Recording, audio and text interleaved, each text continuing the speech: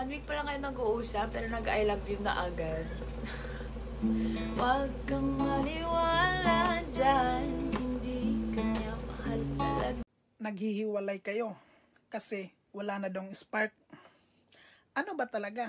Nagmamahalan kayo o nagwi-wielding?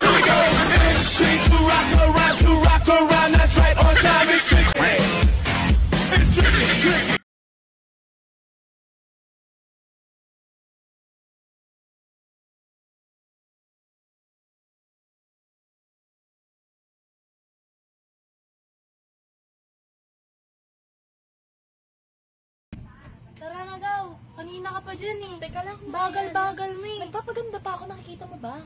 Tanga, kahit anong ganda mo, ipagpapalit ka pa din niya. Tayo na lang dalawa. Tayo na lang magsama. Huwag kang magalit kung pinag-uusapan ka nila. Ayaw mo nun. Sikat ka na, may mga fans ka pang tsismusa.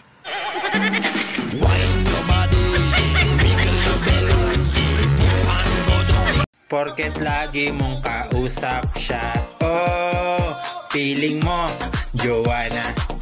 Oh, Joanna, feeling mo, Joanna, di yun pwede. Ang mga two-timer hindi takot sa karma. Mas takot sila sa wrong send. Pag naka-move on ka na, saka mo lang ma-realize na ang pangit pala ng ex mo. It's my life. It's now or never.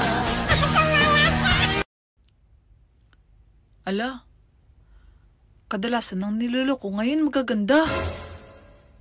Kinakabahan ako.